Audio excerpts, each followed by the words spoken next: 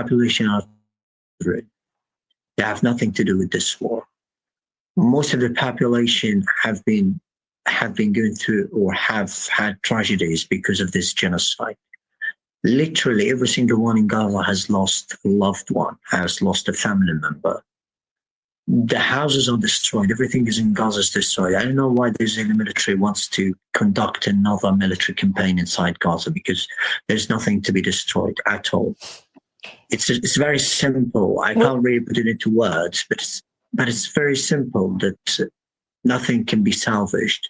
Abu Bakr Abed, we want to thank you so much for being with us. A Palestinian journalist, 22 years old, speaking to us from Deir al-Balah in Gaza, has been diagnosed himself with malnutrition. And Sharif Abdel-Quddus, my deepest gratitude. Thank you for all of your work. I'm Amy Goodman. Thanks so much for joining us. The viewpoints expressed in this program are the opinions of the people expressing them and are not necessarily those of Fresh Air Incorporated, its staff, or its board of directors. Hi, this is Al McFarlane, host of The Conversation with Al McFarlane. You're listening to 98.3 FM, KFAI, Minneapolis.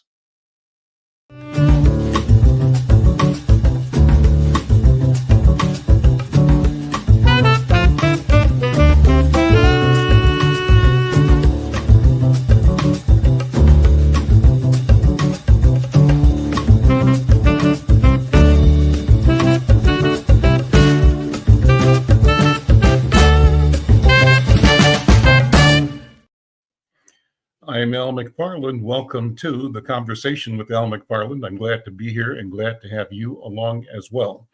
Today is Tuesday, March 25th, 2025.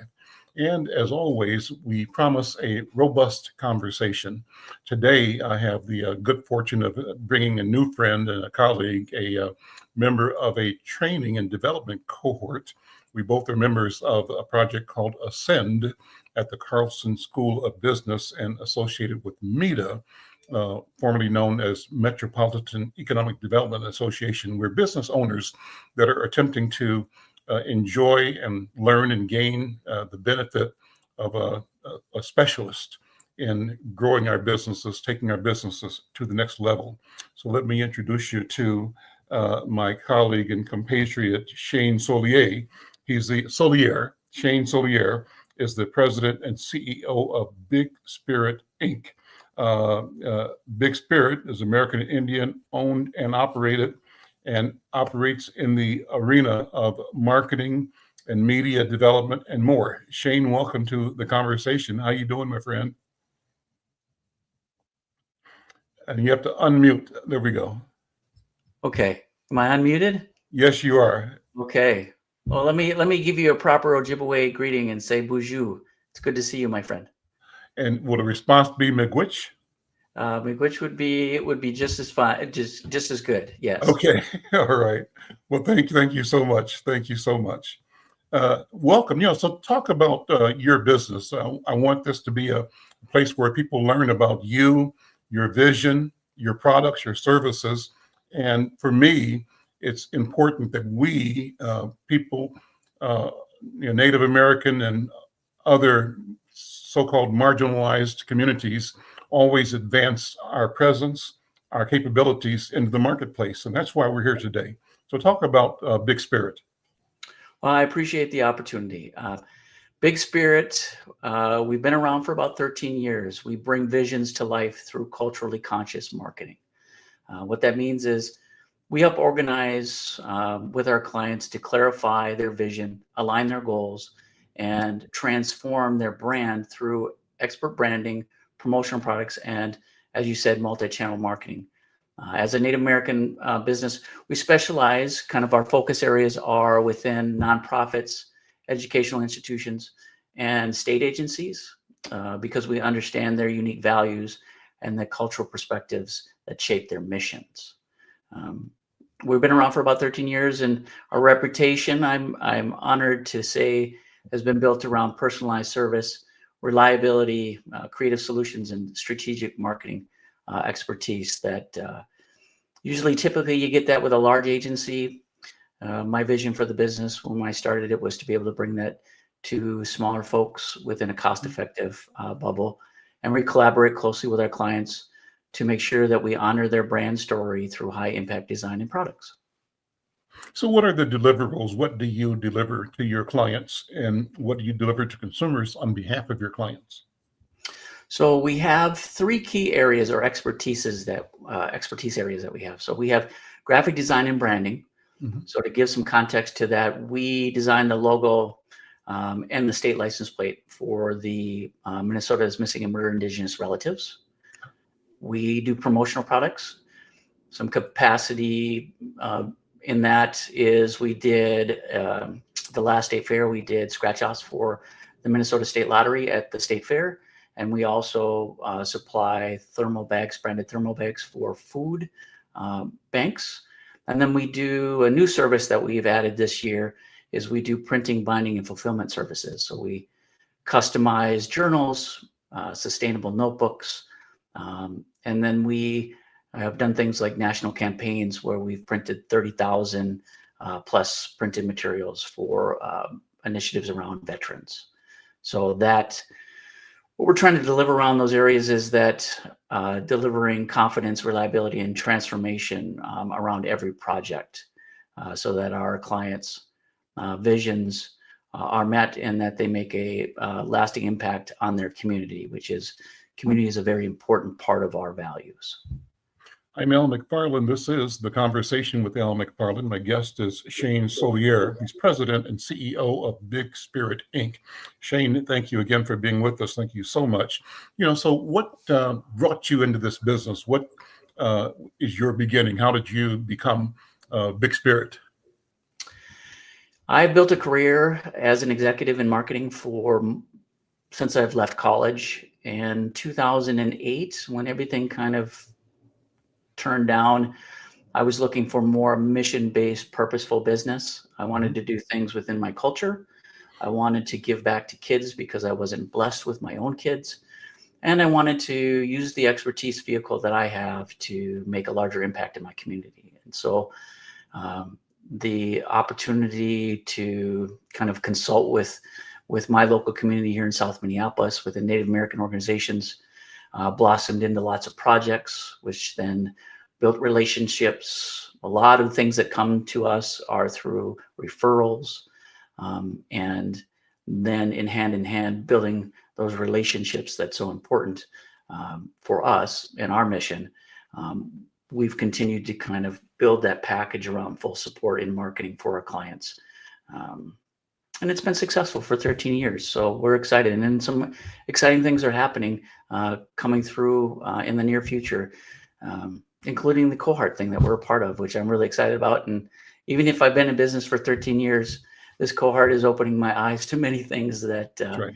I just take for granted. Yeah. Same for me. I'm 77 years old, and what I discovered is that you're never too old to learn, and that learning is a lifelong process. And as long as you're breathing, there's an opportunity to know more, to learn more, and to be better at what you do. And so I'm really pleased to be part of it. But I'm so excited to talk to you about something I think about a lot, Shane, and I think about culture, what culture means to us. I can tell you what it means to me, and I'd love to have you reflect on what it means to you and how it shows up in your mission and in your work. To me, my experience as an African in the New World, that's how I've described myself, as an African American or African in the New World. Mm-hmm.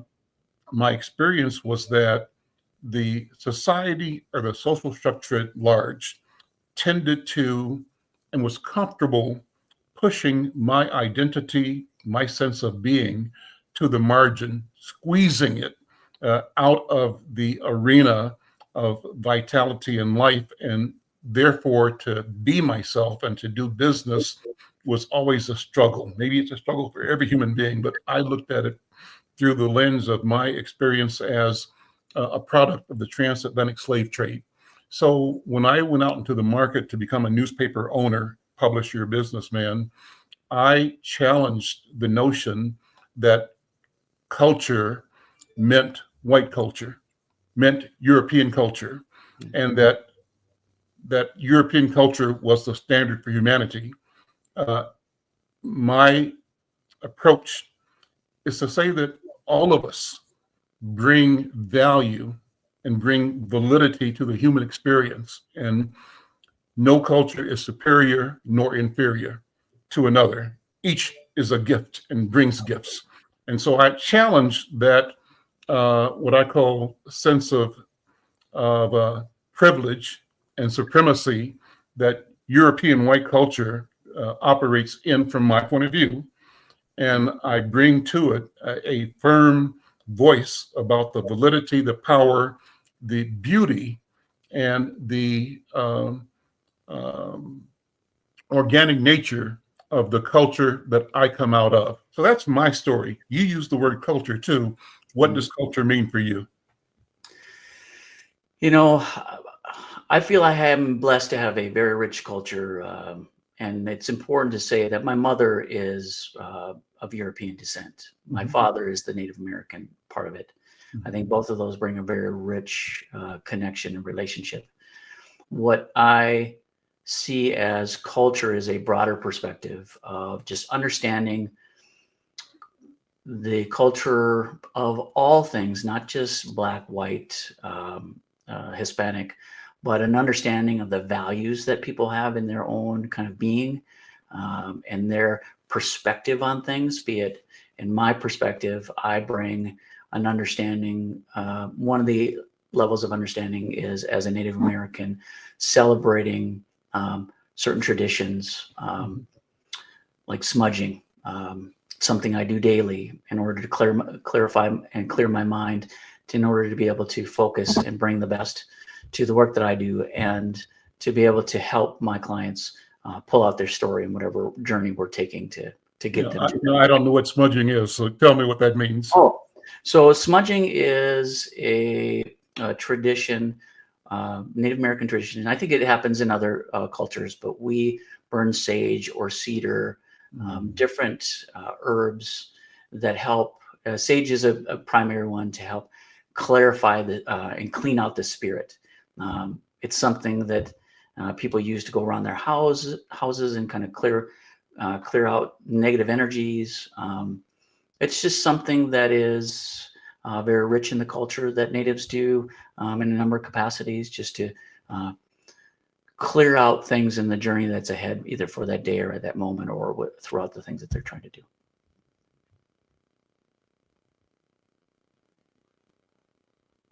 Al, did I lose you?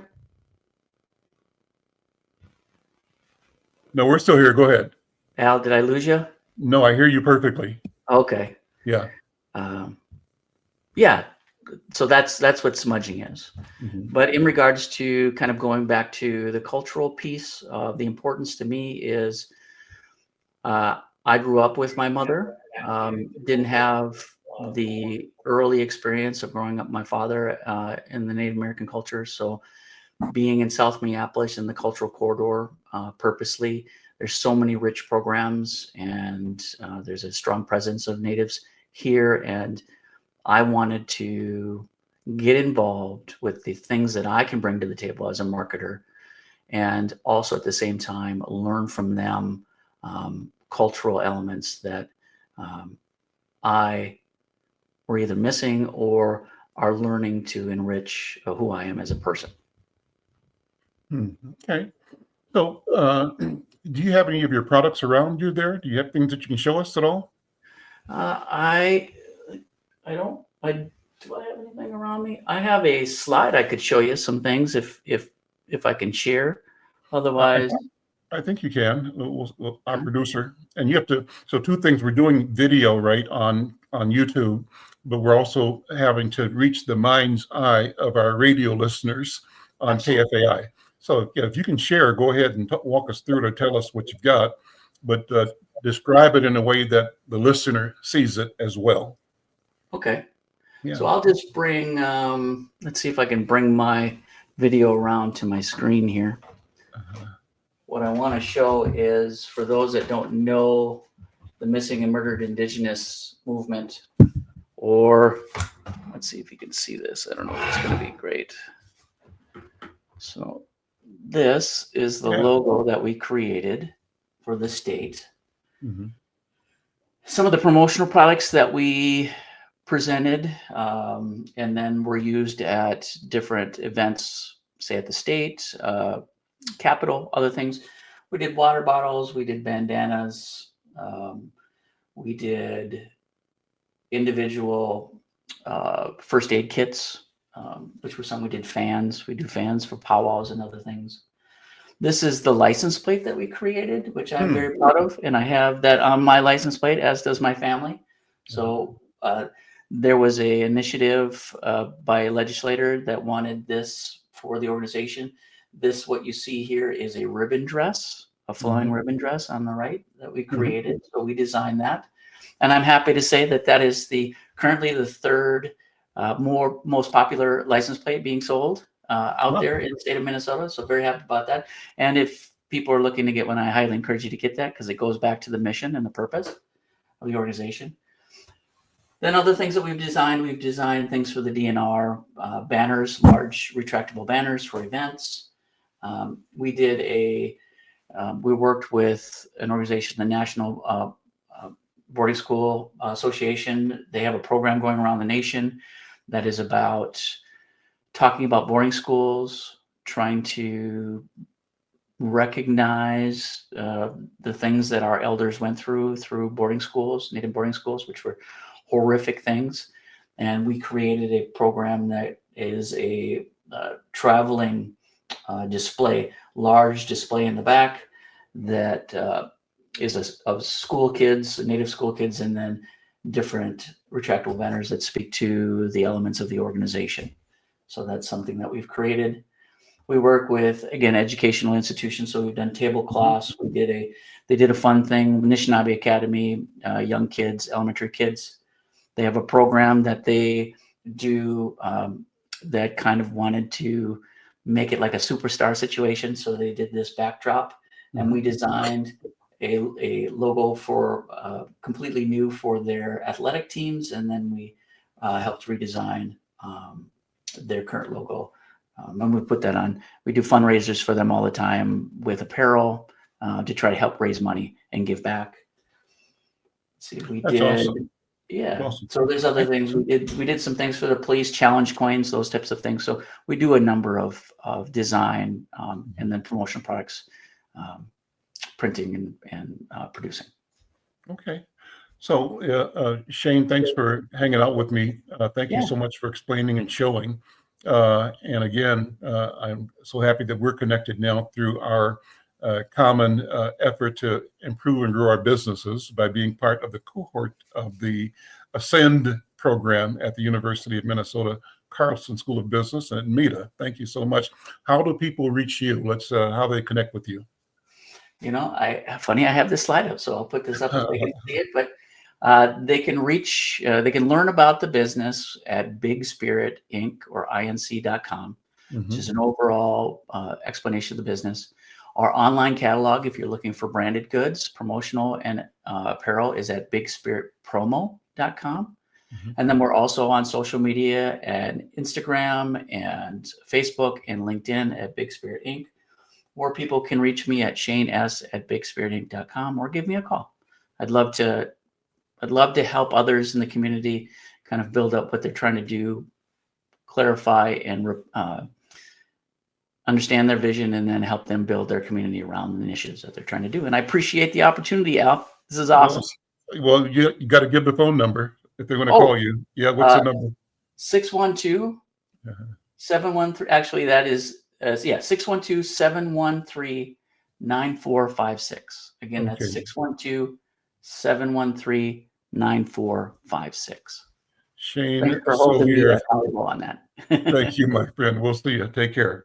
All right, Al. Take care. Bye. All right. Bye-bye.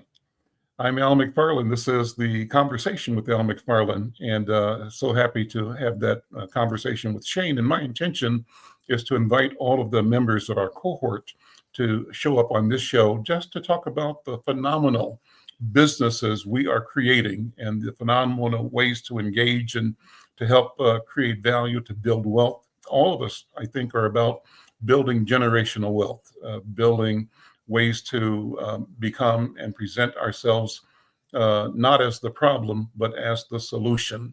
And we believe that the gifts that we have been endowed with are gifts that can heal and build our community. Let me shift the focus and bring in my next guest, a friend who also is doing magnificent work in the pursuit of understanding of justice, and that's Justin Terrell. He is the leader at the Minnesota Justice Research Center. Justin, good afternoon, my brother. Good to see you again. How are you? I'm good, Al. Thank you for having me on. How are you today? I'm doing really well, and thank you for jumping on. You know, I talked to you a little early this morning as I was checking on the press conference you guys did recently. Walk us through the announcements that you were making and the energy that you're putting out into the community that you did recently, if you would.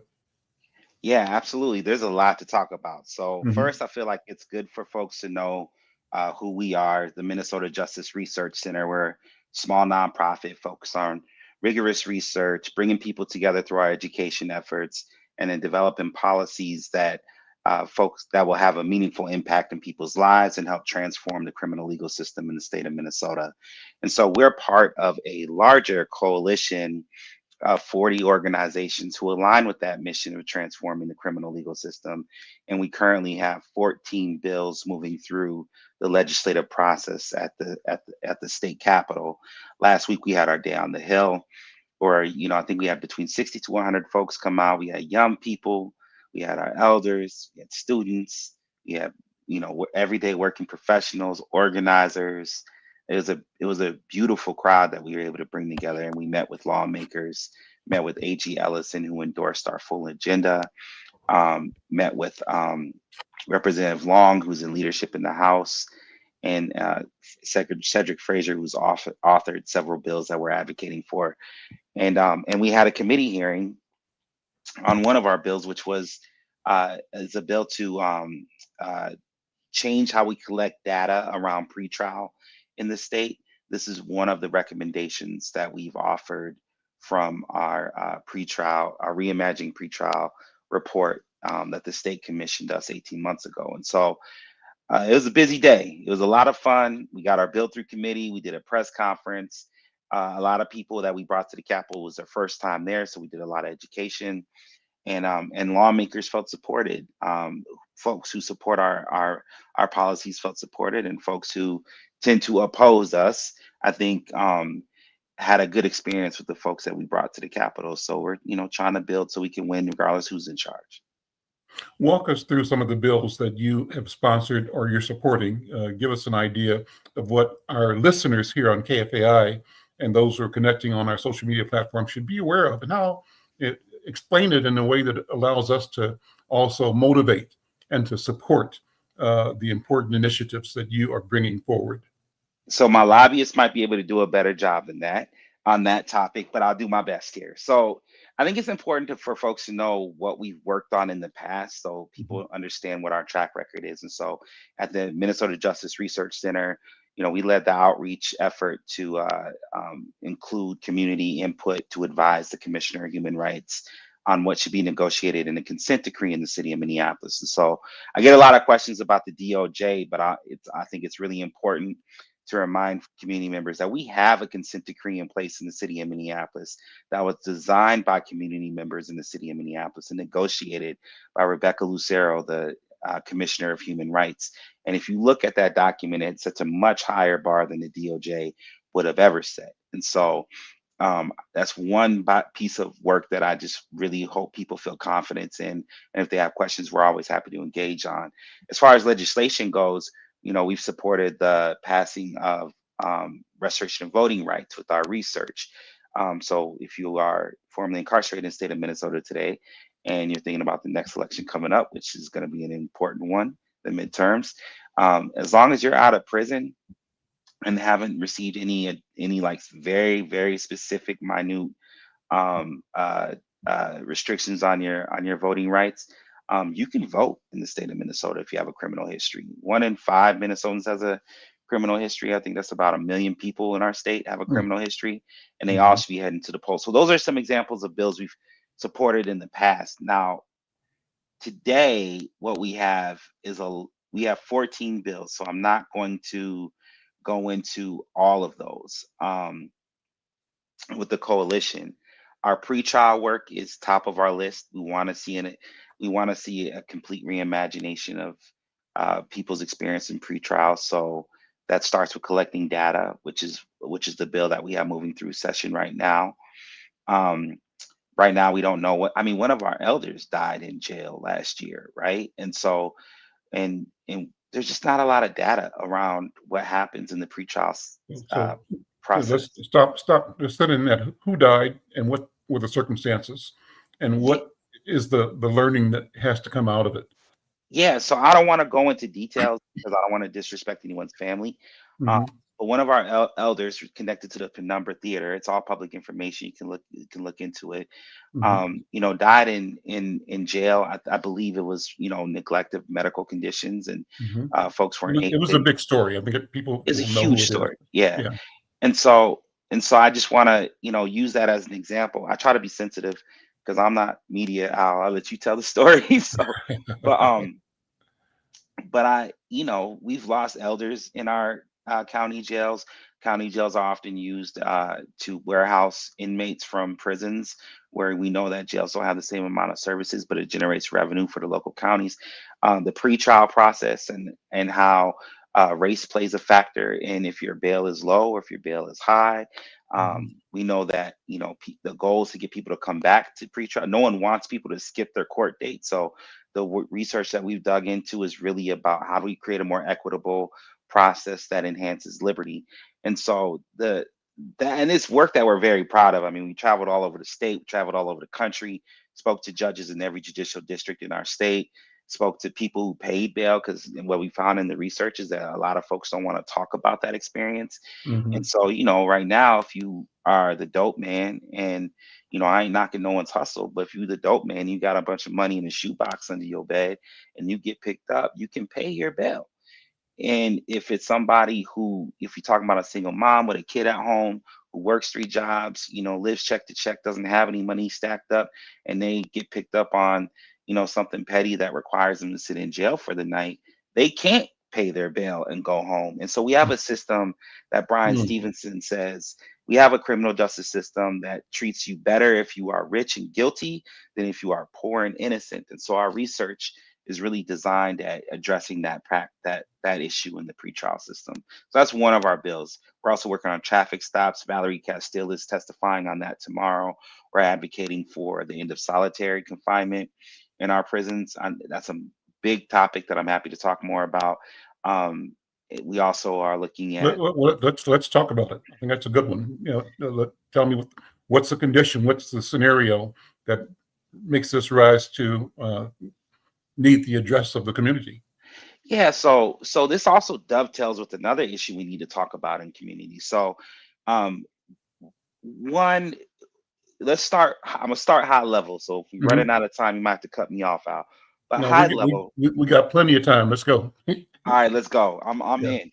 So high level, we have a criminal legal system, not a justice system. We have a criminal legal system. So these are the structures in charge of enforcing the laws in our society, right? And if you violate those laws, you face a penalty, right? The problem is the penalty. The problem is that we take a punitive approach to how we administer justice in our society. And that is not a good idea for governments in America. As we look at the history and how our criminal legal system has been used to penalize certain folks and turn a blind eye to other folks' behavior or So violations of the law. let me jump in and ask: is Yeah. there a clinical definition of justice? We use the term all the time, but I don't know that we've taken the time to say, when we say justice, what do we mean? And so, are there various interpretations of what the word justice means and the idea of justice means? This is my favorite question. And usually I'm the one asking it out. So I appreciate you asking me this question for once. So the reality is that the average person out here doesn't have like a working definition of justice. We can chant in the streets. I used to be an organizer and let thousands of folks in the streets and marches. What do we want? Justice. When do we want it now? Well, we never talk about what justice is. At the MNJRC, and keep in mind, I'm not a lawyer, right? I'm a community organizer. I'm a social worker. That's my background. Um, but at the JRC, what we talk about is justice being fair processes, having equitable distribution of resources.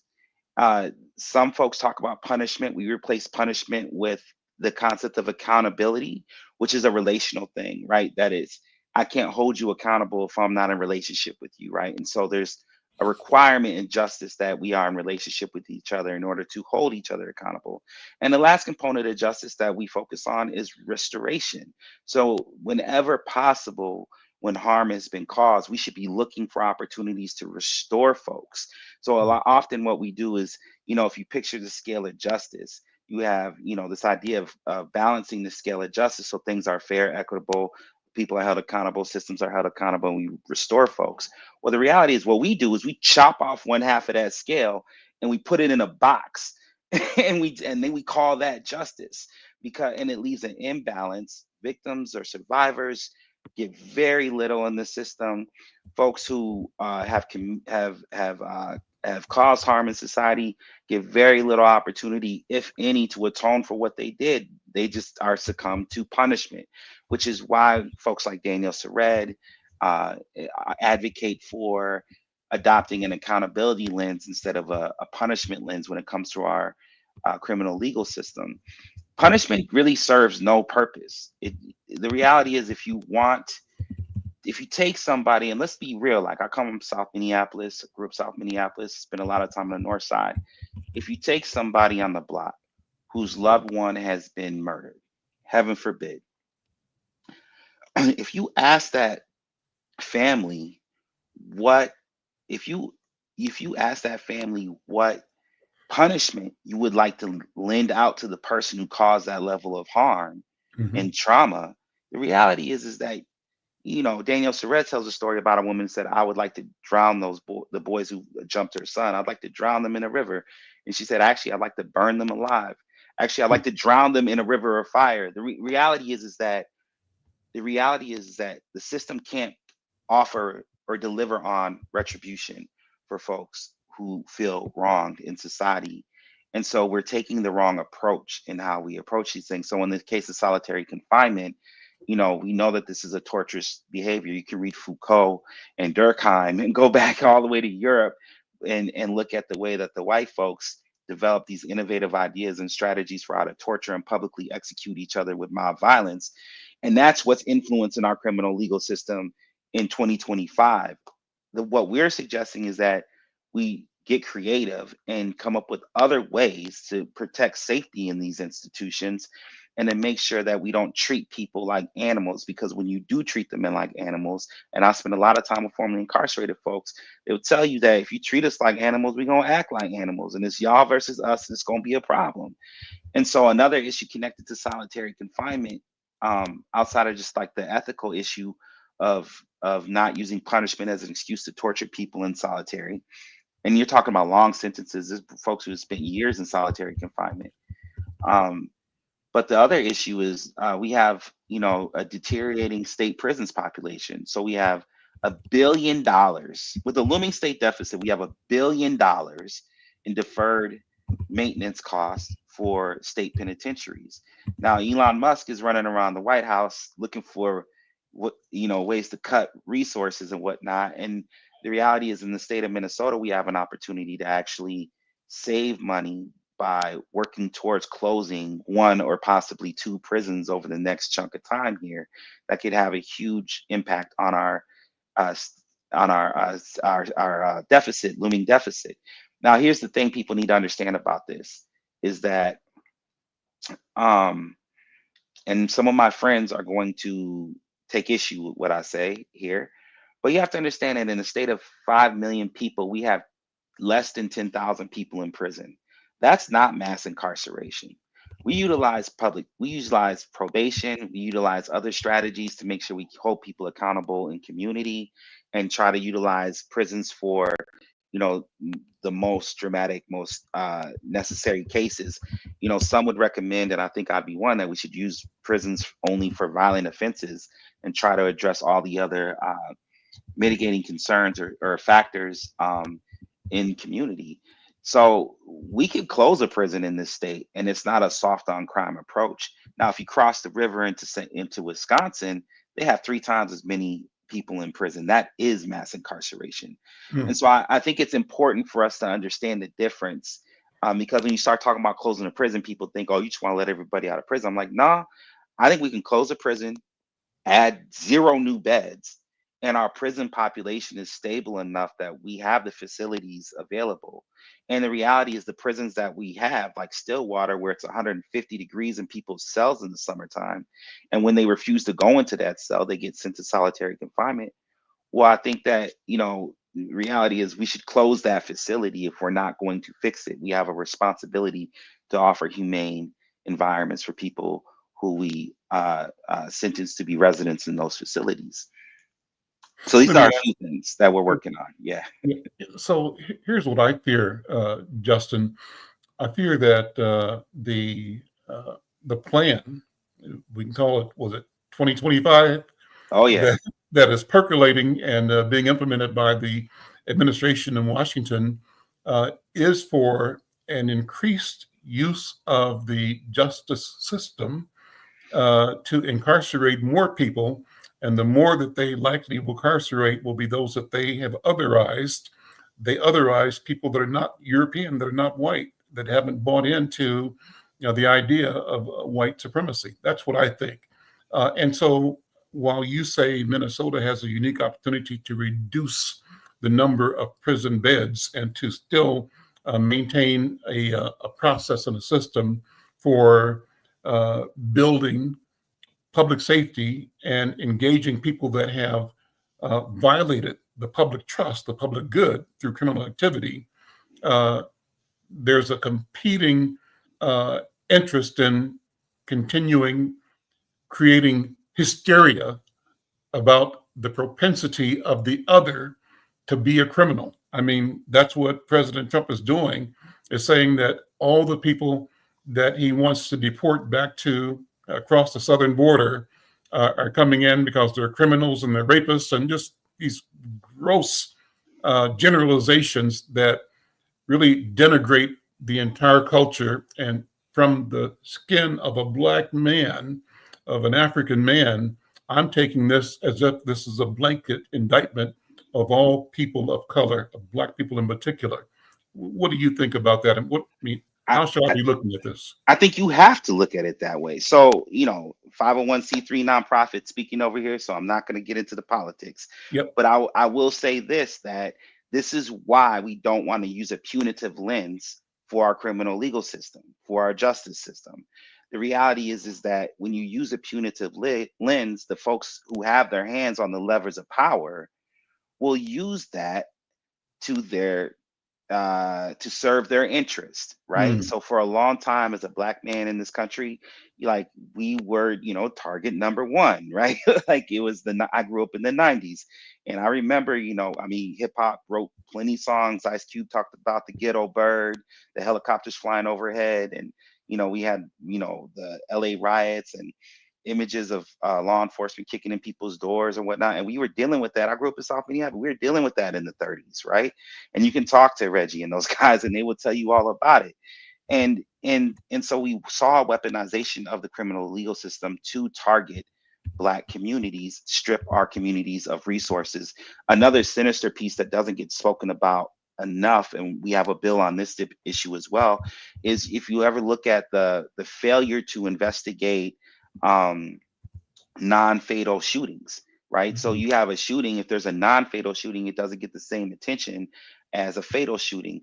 Well, at that point, you're basically facilitating violence in our communities. When you fail to investigate and charge and prosecute sexual assault against Black women, well, you're facilitating the next sexual assault. And then the community loses faith in these systems. And then we start taking it into our own hands to deal with the folks who have hurt our loved ones. And now we're all locked up. That's what the new Jim Crow was doing in our communities. And right now, with the focus on immigration, all I have to say is to remind Black folks and white folks and any folk paying attention. I don't care who you voted for. Angela Davis said it best: if they come for me in the morning, they will come for you in the evening.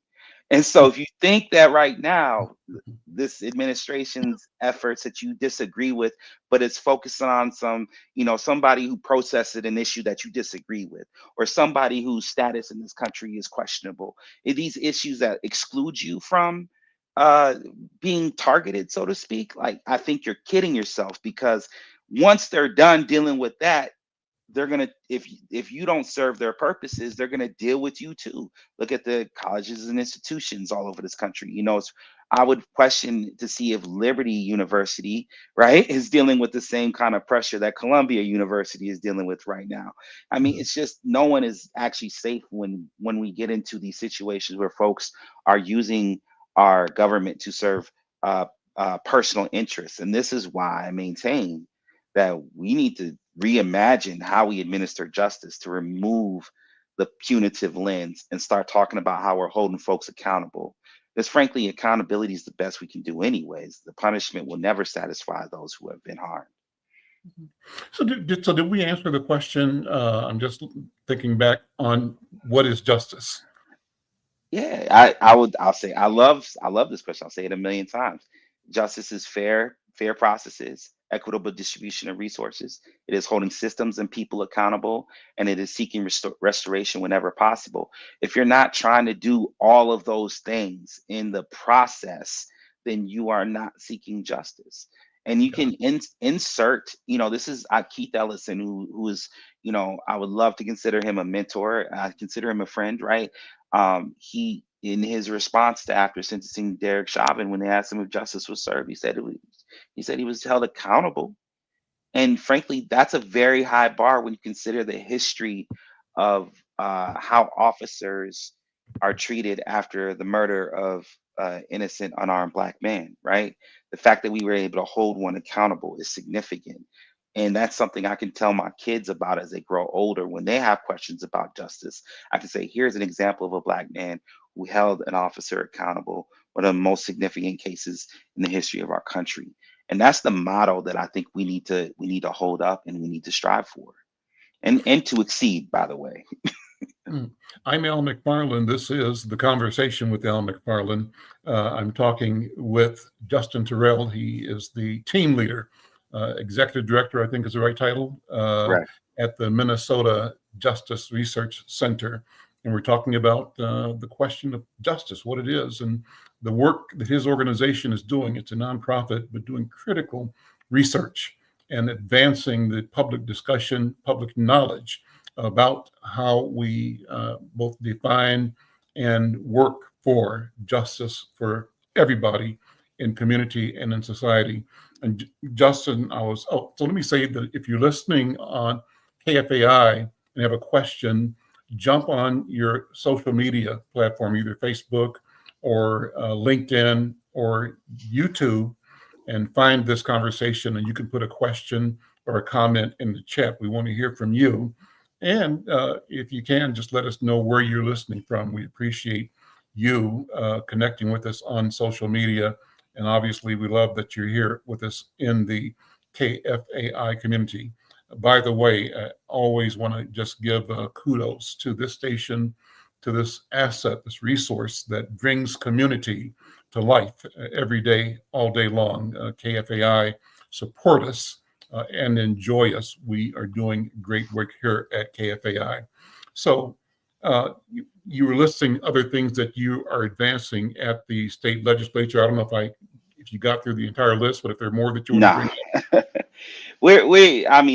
I can't go through the whole list. Frankly, I don't want to misspeak on anything. Some of the other issues I can lay out real quick is we're advocating for, with our partners who are advocating for more funding for victim services. We're advocating for to evaluate the use of mandatory minimums on felony gun possession. That's one I can elaborate on just a little bit. So go ahead. Yeah. So 80% of the there's this phenomenon where the police pull somebody over and they find out someone with a felony who's formerly incarcerated and they're in possession of a gun, and that's a violation of the conditions of their release. And so that individual is then, so first of all, we all high five, we got a gun off the street, right? Which is good news. But then that individual, 80% of those individuals are Black men, and that in Hennepin County, and that individual typically faces a 5-year mandatory minimum based on his violation. And so often our approach is, the dominant response in these in when people see these cases is like, well, he shouldn't have had a gun, and we got a gun off the street, high five, yay, public safety. And our approach is to really say, well, if 80% of these folks are Black men, are we just going to rest on the idea that Black men are more dangerous and carry guns and are scary? Like, that's a white supremacist idea that we should dismiss outright, and we should interrogate what's going on here. So we have a population that knows that they're breaking the law, but they're not using these guns. So these guns are often not used in crimes, but people are using them to, because like, hey, I have a felony, I can't get a job, I got to keep one foot in the streets if I'm going to feed my family, because even a dog feeds its family. And if, as a Black man, you got kids, you're going to see, I'm going to be better than the dog, I'm going to feed my family. So you keep one foot in the streets. If you got one foot in the streets, you're going to need something on your hip. This is rational, right?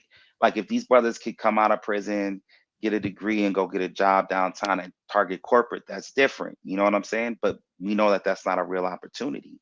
And so often people end back up in the streets and end up carrying a pistol. Now, I'm not saying that I condone that behavior. What I'm saying is that it is actually rational, and we should look at why. If we can understand why people are doing this, then we can have a conversation about what is necessary to get people to stop doing it. Clearly, being threatened with 5 years over your head isn't changing this behavior, which is another issue with how we talk about justice. Often we take deterrence as the primary approach. So if we have stricter penalties, then people won't commit these crimes. And that is just the most naive way to approach public safety.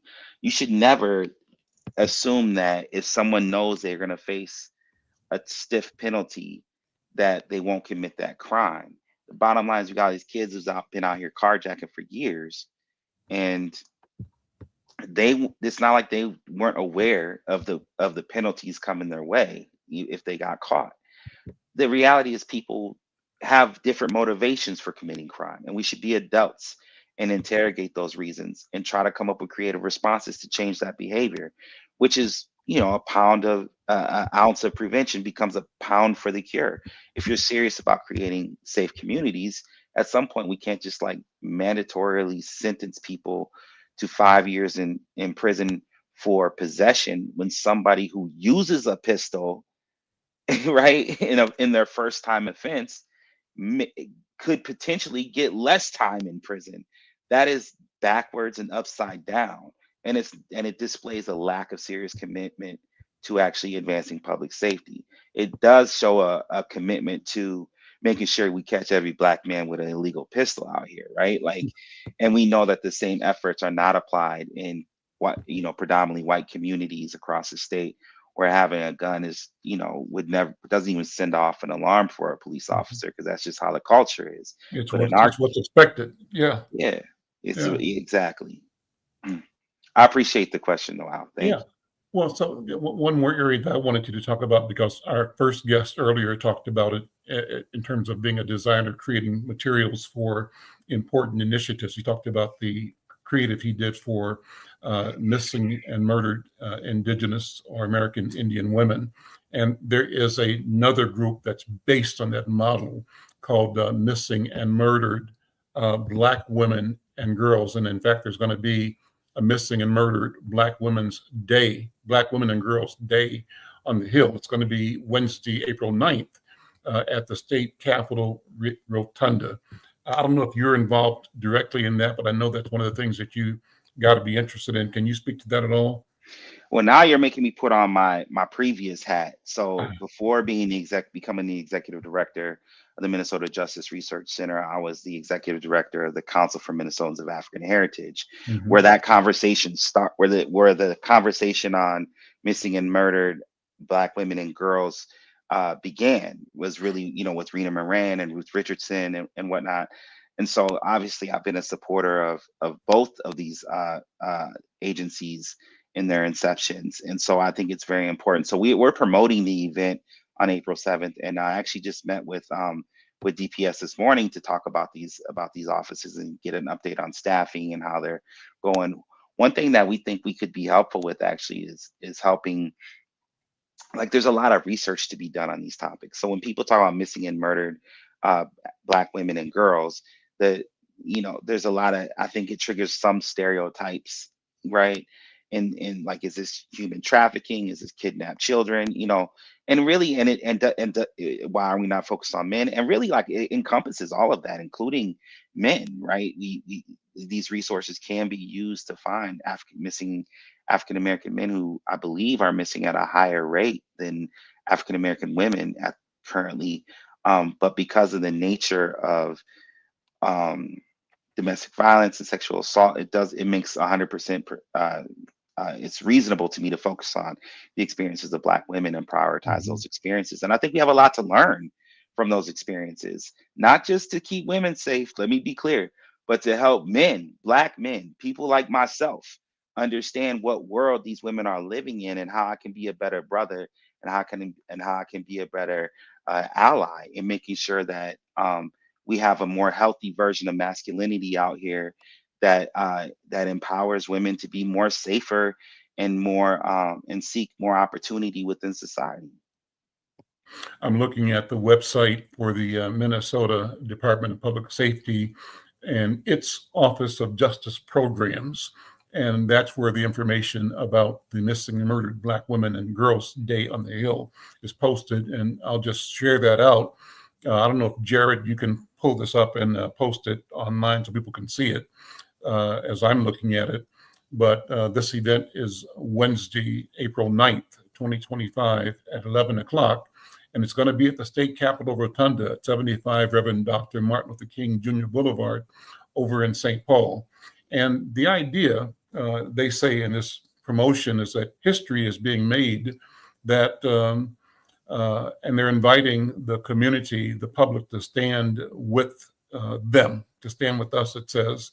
And the invitation asks people, Minnesotans, to join for the first ever Missing and Murdered Black Women and Girls Day on the Hill. It's more than an event, they say. It's a powerful day of action, of remembrance and change, that together, those assembled and all of our colleagues and families and friends and neighbors in the state will shine a light on Minnesota's missing and murdered Black women and girls. They will honor and elevate the stories of those who have been taken too soon, and they will mobilize for solutions for transformative actions. I think it's a noble calling. So they're saying they want you, listeners here on KFAI and those on our social media platforms, to be a part of history and gather for the inaugural Missing and Murdered Black Women and Girls Day on the Hill, to bring your voice and your presence and your commitment that they all matter. And there's a link to more places you can get information. I think that's important work, and I think the work that Shane referenced earlier, work highlighting and focusing on missing and murdered Indigenous women as well. It's critical for all of us at this time. Justin, I probably have asked you this before, and you sort of opened the door for this by saying, I talked about your previous work at the Council on Minnesotans of African Descent. And you mentioned too that you're a social worker, not a lawyer. Give us an idea of what your background. How do you come to this work, and what's your personal family story? Yeah, absolutely. Can I just say about this event you're promoting real quick, though? Sure. Right now the trend is, if you invite 20 people to an event, you're going to get 40, because people are feeling the pressure of the madness in the world right now, and from our local governments. And so I just want to encourage your listeners, if you're like, oh, that might be a good thing for me to check out, like, just go ahead and accept that you finna go and make plans to go and show up, because this is the time that we need to be in community spaces with each other, talking about these issues. And so I just really want to encourage people not to doubt that voice in their head that's like, I should probably go to that. No, put it on your calendar and show up. Show up. So my background is pretty simple. So I grew up in South Minneapolis. My family experienced homelessness, domestic violence, all kinds of, craziness that, a lot of families in our community experience. And so, for me, I got into social work thinking really like I just wanted to work with families like mine. And so I became a youth worker, which is how I met my wife, is doing youth work. Um, and after working with young people, I worked with the homeless adult population, with brothers coming home from prison. And then one day I was at work, and there was a in the Ramsey County Men's Shelter, and a kid I used to work with back in the day, who was closer to adult age, showed up looking for services in the adult shelter, and I almost quit my job the same day. I was like, to hell with this. Mm, Pardon my language if we're not supposed to say that. Um, because I knew that this kid faced like some serious barriers, and I knew that he was kind of a knucklehead at times. And if he's listening, like he knows who he is, and he knows how much I love him. And it's like, you can be a knucklehead sometimes, right? But mhm, you ain't got no business showing up at an adult shelter. mm, Let's go talk to your auntie or whomever, your mhm, coach, whomever. Let's find you a place to crash tonight and figure out how to get you and get you going. And that showed me right there that like there needed to be an intervention. There needs to be more interventions. There needs to be more recognition of the folks who do let kids crash on their couches and are consistent, safe adults for people. And so I went back to grad school to study policy because I figured that's maybe where I could help move mm, resources to the community. And in the process of doing that, I learned how to organize. Dropped out halfway through my master's, became an organizer, led the Justice for All program. We developed, several folks who run for office, several folks who became organizers. I had a full-time organizer, young lady by the name of Candace Montgomery, who went on to help lead Black Lives Matter and caused all that noise. And so, my background is really, I'm an organizer, I'm a social worker, I'm someone who's put in over 10 years of service to our community as a social worker, has been an organizer for, almost 10 years, and then became an executive and leading, one legacy Black institution. And now I'm trying to build another one, so I could use folks' help. But we've been active for 5 years here at the MNJRC, and we have some receipts that we're very proud of. Lineage wise, what's your family story? Whose shoulders do you stand on? Lord have mercy, man. We ain't got time for that story. I just found out the other day that apparently, like, one of my great aunts was like used to raise Siberian cats in Ohio. So I'm somebody, I definitely study my history as a Black man, right? So I've been to the homestead in Texas where my family uh, planted its roots after slavery, right? And there's stories about lynchings and KKK raids that I've tried to research to get to know the full story, because I want to know the full story. I haven't quite completed that research, but it's something that I'm still looking into. So that's on my mom's side. We originated out of Texas after slavery, and you know, uh, through white terrorism in the South, relocated to California, and ultimately Great Migration to Minnesota. A lot of us, our families in Minnesota went through that, right? And Mhm. so my mom, I'll just speak about my mom as one set of shoulders I stand on. This is a Black woman who, experienced domestic violence, who experienced homelessness, who worked 3 jobs. You should joke she had a job for each one of her kids, me and my 2 sisters, Mhm. and and watched her go from homeless to homeowner, Mhm. right? And so I grew up really understanding that I need to work my behind off if I'm going to take care of myself, but I also want to help other families like my mom, women like my mom who were in charge of the family trying to raise these kids in a crazy environment. And then I got into social justice work because in the 5th grade, I got expelled for kicking my teacher. Mhm. I was one of them bad kids. It's a good thing they didn't have spam back then, because they'd have signed me up.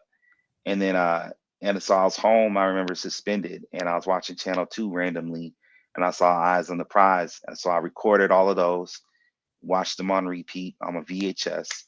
And then one day after Eyes on the Prize, the Ballad of the Bullet came on, and it was over. And I read the autobiography of Malcolm X when I was 10 years old. and Hmm. and that's really what set me on a path towards that, combined with my faith later on, and my mentors in high school, with people like Wiley Scott, people like Brian Smith, brothers who really looked out for me when I was a kid. Um, that's really what helped me figure out that I was going to dedicate my life, or I felt called to dedicate my life, to be obedient, to try to serve my community, advance justice, and be an example of God's love and grace and mercy in this world. And so that's how I hope people experience me. I have no idea, but I think that's a mic drop. Thank you.